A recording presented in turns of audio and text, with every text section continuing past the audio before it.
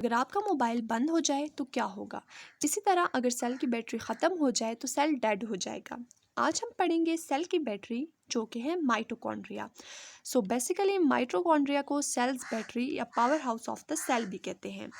So mitochondria जो है वो बेसिकली आपके पास है डबल मेम्ब्रेन बाउंडेड ऑर्गेनेल, ठीक है, और ये ऑर्गेनेल प्रोकैरियोट्स में एब्सेंट होती है, ठीक है। प्रोकैरियोट्स के साथ इनका कोई भी लेना देना नहीं है, लेकिन इनका जो ओरिजिन है ना दैट इज़ प्रोकैरियोटिक, ठीक है। ओरिजिनेट ये प्रोकैरियोट से ही हुई है, लेकिन प्रेजेंट टाइम में जो है वो प्रोकैरियोट्स में माइटोकॉन्ड्रिया का कोई लेना देना नहीं है।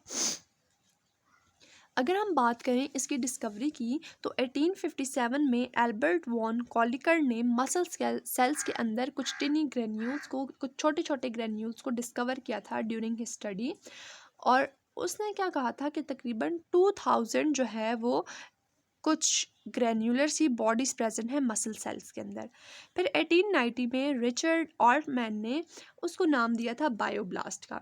और बायोब्लास्ट का नाम उसने उसको क्यों दिया था? सेमी ऑटोनॉमस नेचर की वजह से। अब सेमी ऑटोनॉमस नेचर क्या है कि उसका डीएनए भी अपना है, उसका आरएनए भी अपना है, इसके अलावा उसके अंदर राइबोसोम्स भी अपनी है, प्रोटीन सिंथेसिस भी वो खुद कर रहा है और अपनी रिप्रोडक्शन भी वो खुद कर रहा है, ठीक है।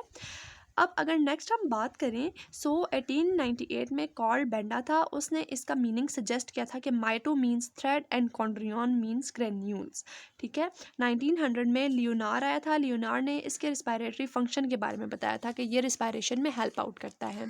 इसके अलावा 1953 में जॉर्ज पैलेट आए थे और जॉर्ज पैलेट ने क्रिस्टी के बारे में बताया था कि क्रिस्टी क्या है, cristae are the folded structure, ठीक है। और 1957 में फिलिप्स आए थे और फिलिप्स ने कहा था कि माइटोकॉन्ड्रिया जो है that is power house of the cell. Okay जी, अब अगर हम बात करें इसके करेक्टरिस्टिक्स के बारे में, जो माइटोकॉन्ड्रिया है उसका स्ट्रक्चर किस तरह का है? That is rod and filamentous. उसकी आउटर मेम्ब्रेन जो है that is smooth in structure और इनर मेम्ब्रेन जो है वो इनफोल्डेड है लाइक दिस, ओके। और आउटर मेम्ब्रेन जो है दैट इज़ स्मूथ। उसके अलावा जहाँ पर जिन सेल्स में ज़्यादा मेटाबॉलिज्म हो रहा है, जिन सेल्स में ज़्यादा मेटाबॉलिक एक्टिविटीज़ हो रही हैं, उनमें माइटोकॉन्ड्रिया का नंबर भी ज़्यादा होगा। अब इसका जो स्ट्रक्चर है कि mitochondria is cylindrical in shape, cylindrical सा होता है थोड़ा ऐसे लाइक दिस ना, ठीक है। और ये फिर आ गई इसके अंदर की मेम्ब्रेन जो कि इनफोल्डेड है। अब अगर हम डायमीटर की बात करें तो डायमीटर इसका 0.2 से 0.1 नैनोमीटर है। और अगर लेंथ की बात करें तो लेंथ है 0.1 टू 4.1 माइक्रोन मीटर्स, ठीक है। अब माइटोकॉन्ड्रिया में जो है वो एक स्पेशल करेक्टर है, एक स्पेशल उसकी प्रॉपर्टी है that is autonomous nature, semi autonomous nature. और इसमें क्या होता है कि इसके प्रोटीन्स भी अपने होते हैं, इसमें राइबोसोम्स 70S राइबोसोम्स प्रेजेंट होते हैं, आरएनए और डीएनए प्रेजेंट होता है। इसका जो डीएनए है दैट इज़ सर्कुलर, ठीक है, सर्कुलर सा होता है इसका डीएनए। इसके अलावा जो क्रोमोसोम्स हैं, क्रोमोसोम्स जो हैं that are haploid in number, ठीक है।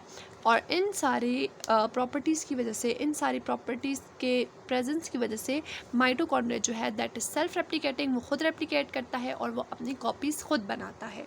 अब हम देख लेते हैं इसकी डायग्राम को।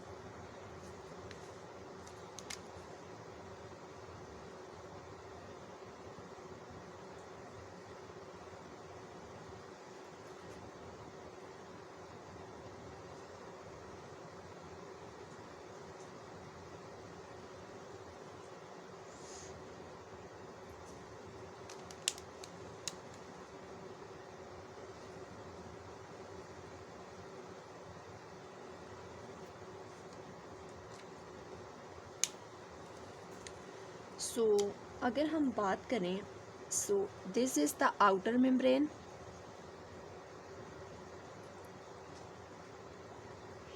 और ये आ गई आपके पास inner membrane. This is the circular DNA, ठीक है। और ये जो फोल्ड्स हैं these are called as cristae. Cristae का फिर एक अलग से स्ट्रक्चर है, वो मैं आपको ड्रॉ करके दिखाती हूँ, ठीक है। ये आगे आपके पास क्रोमोसोम्स, ठीक है। इसके अलावा ये आगे आपके पास माइटोराइबोसोम्स, इनको माइटोराइबोसोम्स क्यों कहते हैं? क्योंकि these are the ribosomes of mitochondria. ठीक है, ये आ गया जी कुछ इसका स्ट्रक्चर। और ये जो इनर मेम्ब्रेन है और ये जो आउटर मेम्ब्रेन है, ये मिलके क्या बना देते हैं? Mitochondrion envelope. ठीक है ना। अब अगर हम क्रिस्टी के स्ट्रक्चर की बात करें तो उसको हम, अच्छा, सबसे पहली चीज़ जो मैं आपको बताने लगी हूँ कि ये जो क्रिस्टी है ना, क्रिस्टी के अंदर जो है वो कौन कौन से प्रोसेसेस होते हैं। सो क्रिस्टी के अंदर जो प्रोसेसेस होते हैं उनमें सबसे पहले आ गया आपका ग्लाइकोलिसिस। उसके अलावा आपका आ गया जी फैटी एसिड मेटाबॉलिज्म। ठीक है, इसके अलावा आपके पास आ जाता है बीटा ऑक्सीडेशन।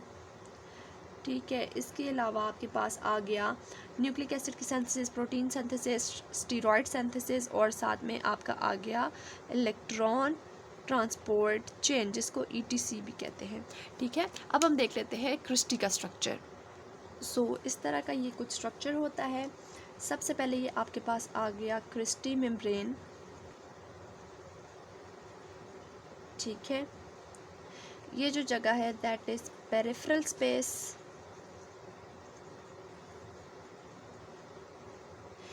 अच्छा, और ये जो आपके पास पेरिफेरल स्पेस है ना, ये इनर मेम्ब्रेनस स्पेस बनाते हैं। ठीक है, उसके अलावा ये जो चीज़ आ गई आपके पास दैट इज़ एफ स्टॉक। ठीक है, ये आ गया आपके पास F1 पार्टिकल। ठीक है, और ये आ गया आपके पास F0 पार्टिकल। इसको भी मैं आपको सेपरेट डायग्राम ड्रॉ करके दिखा दूंगी। ठीक है, and this is your whole Christie.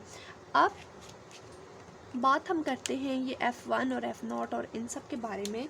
सो ये ना कुछ इस टाइप का स्ट्रक्चर होता है इसका।